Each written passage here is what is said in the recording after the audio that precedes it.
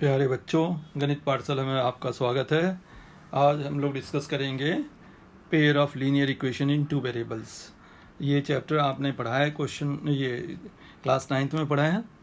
इसी का इलेबोरेशन है। इसको सॉल्यूशन करने के बहुत सारे तरीके हैं, उन तरीकों का आज हम डिस्कस करेंगे। तो देखिए, स्टैंडर्ड फॉर्म क्या होता है, पहले आपने पढ़ा था 9th में, ax plus B Y plus C equal to 0। Here a is not equal to 0, b is not equal to 0 and a, b, c are real constant। ये सारे ऐसे ये कंडीशंस होने चाहिए। तो हमें क्या हो गया, A X plus B Y plus C equal to 0, ये हमारे हो गए linear equation in two variables. अब सॉल्यूशन कैसे करेंगे, solution of linear equation in two variables कैसे सॉल्व करेंगे। तो दो इक्वेशन हमने ले लिया, क्या ले लिया, a1x plus b1y plus c1 equal to 0, और दूसरा हमने ले लिया a2x plus b2y plus c2 equal to 0।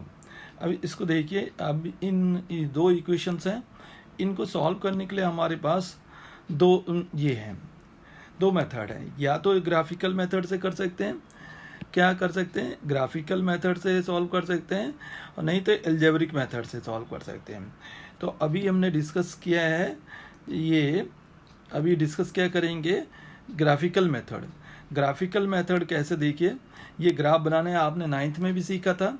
अब देखिए यहाँ पर कैसे करेंगे, यहाँ देखेंगे एक क्वेश्चन लेते हैं ग्राफिकल मेथड से के लिए, solve graphically the pair of linear equations के हैं 3x minus 4y plus 3 equal to 0, ये हमारे पास एक इक्वेशन है, and 3x plus 4y minus 21 equal to 0, and find the coordinate of the vertices of the triangular region formed by these, ये coordinate हमें find करना है, region by these lines along and x axis. Also calculate the area of this triangle. Area of, ये हमारे CBSE में 2016 में ये question आ रखा है। अब देखिए इसको कैसे करेंगे। पहले हमने इक्वेशन ले लिया, दो इक्वेशंस हमारे कौन कौन से हैं, 3x minus 4y plus 3 equal to 0, और दूसरा है हमारा 3x plus 4y minus 21 equal to 0। पहले let us take equation number 1। Equation number 1 लेते हैं। इक्वेशन नंबर 1 हमारा क्या कहता है, 3x minus 4y plus 3 equal to 0।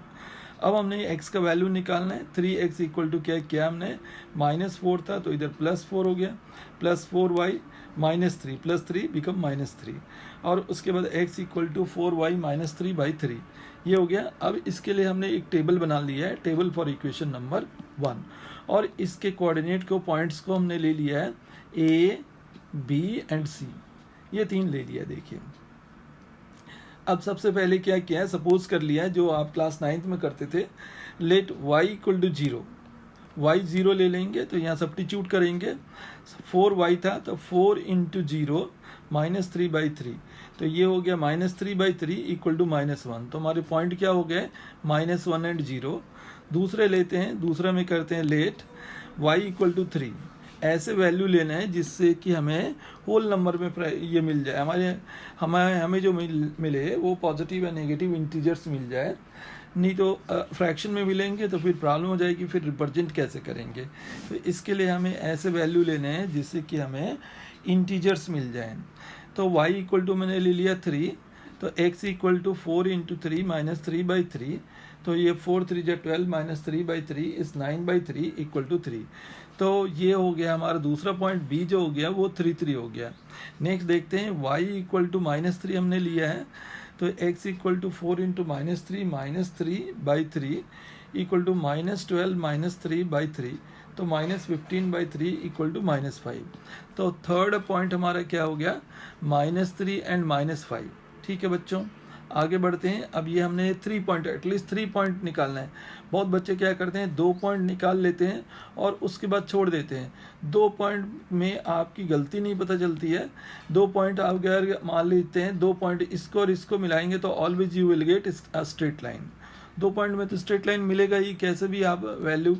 तीसरा भी अगर इस तीसरे पॉइंट को अगर ज्वाइन करते हैं और एक स्ट्रेट लाइन मिल जाता है तो इसका मतलब आप सही जा रहे हैं। तो तीसरा पॉइंट भी लेना जरूरी है। So at least you take 3 points. इसी तरह से अब इक्वेशन 2 को सॉल्व करते हैं। इक्वेशन 2 है हमारा 3x + 4y - 21 = 0। तो ये हो गया 3x = 21 - 21 था +21 हो गया, और +4y था तो -4y हो गया। अब x = 21 - 4y/3।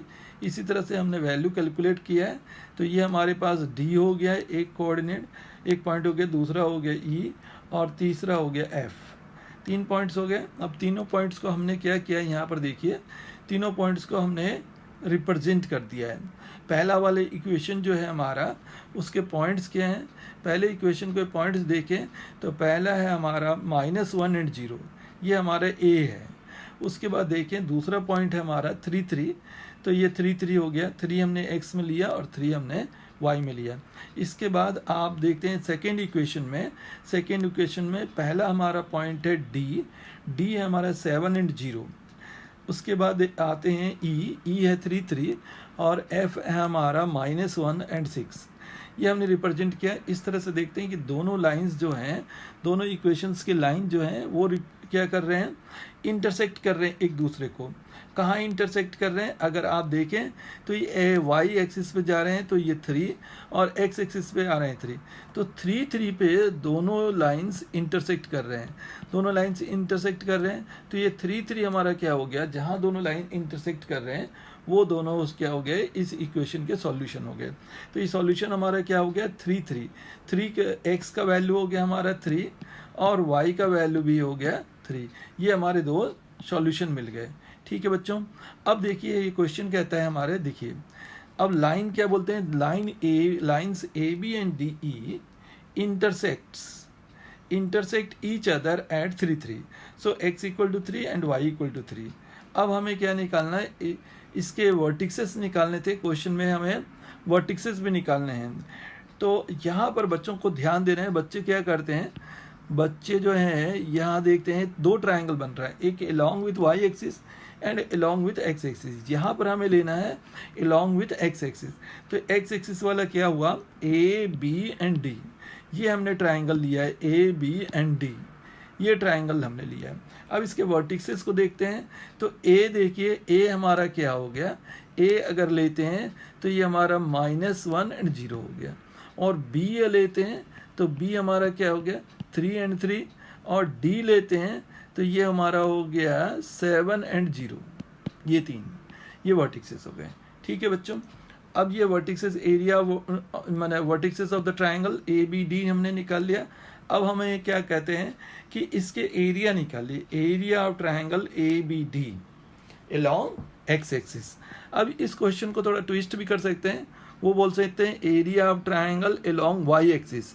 तो अब आपको यहाँ से देखना पड़ेगा ये वाले ट्रायंगल को, ये जो ट्रायंगल बन रहा है इस ट्रायंगल को की बात करेगा वो। यहाँ पर x along with x axis करना है, तो हमने एक्स एक्सिस वाला कौन सा लिया, ए बी डी। अब ए बी डी में देखिए आपने पढ़ रखा है एरिया ऑफ ट्रायंगल होता है half into base into height, half into base into height. तो हमने हाफ ले लिया, और बेस की जगह देखिए बेस हमारा हो गया ए डी, यहाँ से ए डी। तो बच्चे क्या करते हैं, मैक्सिमम बच्चे तो ठीक कर लेते हैं, कुछ बच्चे ऐसा करते हैं, सोचते हैं यहाँ से जो है 7 हो गया यहाँ से यहाँ तक, और इसमें -1 कर लेते हैं, तो बच्चे लेंथ लिख देते हैं 6। Length can not be negative, तो ये आप पॉजिटिव ढूंढिए। यहाँ पर 1 2 3 करके कितने लेंथ हो जाएंगे, 8 हो जाएंगे, तो 8 यूनिट हो जाएगा। तो यहाँ पर AD = 8 यूनिट, और BG है हमारा हाइट। हाइट देखें, यहाँ से देखिए ये पॉइंट ऑफ इंटरसेक्शन से, ये हमारे ट्रायंगल के फॉर्मेशन से यहाँ तक एक परपेंडिकुलर ड्रॉ किया, और इसकी हाइट आप देख रहे हैं 3 है, तो 3 लिख दिया। तो यहाँ पर क्या हो गया, हाफ इंटू 8 इंटू 3, 2 4 जा 8 एंड 4 3 जा 12। तो इसके एरिया क्या हो गए, 12 स्क्वायर यूनिट्स हो गए, एरिया ऑफ द ट्रायंगल। ठीक है बच्चों, अब बात करते हैं nature of lines and constituency, ये क्या होते हैं। अब देखते हैं कि अगर ये हमारे दो इक्वेशन है a1x + b1y + c1 = 0 and a2x plus b2y plus c2 equal to 0। ये दो इक्वेशन है। इन दोनों इक्वेशन में अगर if a1 by a2 is not equal to b1 by b2 ऐसा हो जाएगा तब क्या होगा, देन अभी जैसा आपने देखा था तब आपको मिलेगा क्या, मिलेगा आपको इंटरसेक्टिंग लाइंस जो अभी आपको मिला, और उसमें क्या होगा, एग्जैक्टली वन सॉल्यूशन होगा, x का वैल्यू 1 होगा और x के सॉल्यूशन 1 होंगे और y का भी, जैसे आपने देखा x इक्वल टू 3 और y इक्वल टू 3।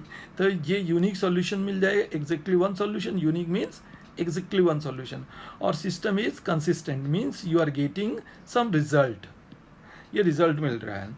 ये इंटरसेक्टिंग लाइंस हैं। और सेकंड देखिए, if a1 by a2 is equal to b1 by b2 is equal to c1 by c2, तो क्या मिलेगा, को इंसिडेंट लाइंस मिलेंगे और इनफाइनेटली मेनी सॉल्यूशंस मिलेगा, और सिस्टम क्या हो जाएगा, सिस्टम कंसिस्टेंट हो जाएगा। Means one is dependent on the other.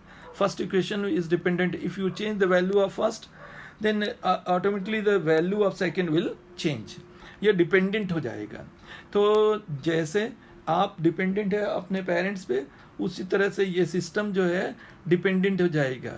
तो यहाँ पर देखिए कैसा लाइन बनेगा, एक लाइन और ठीक इसी के ऊपर दूसरी लाइन पास कर रही है, तो ये होता है को इंसिडेंट लाइन्स। समझ रहे हैं बच्चे, को इंसिडेंट लाइन्स। अब देखते हैं थर्ड वाला। थर्ड में कहता है कि if a1 by a2 is equal to b1 by b2 is not equal to c1 by c2, तब हमें क्या मिलेंगे। देखिए ये हमारा x एक्सिस है और ये हमारा y एक्सिस है, और ये दो जो ग्रीन से हमने बना रखे हैं ये दोनों कैसे हो गए, पैरेलल लाइंस हो गए। ये दोनों पैरेलल लाइंस हैं, तो पैरेलल ऐसे कंडीशन में हमें क्या मिलेगा, पैरेलल लाइंस। और जब पैरेलल लाइंस मिल जाएगा तो हमें कोई सॉल्यूशन नहीं मिलेगा और नो सॉल्यूशन लिख देंगे आप, और सिस्टम क्या हो जाएगा, इनकंसिस्टेंट हो जाएगा। अब यहां पर देखिए इनकंसिस्टेंट का मतलब क्या हुआ, इनकंसिस्टेंट का क्या मतलब हुआ, आप देखिए इनकंसिस्टेंट का मतलब हुआ कि अब आपको एक पैरेलल लाइंस मिल गए और एक नो सॉल्यूशंस और सिस्टम इज इनकंसिस्टेंट।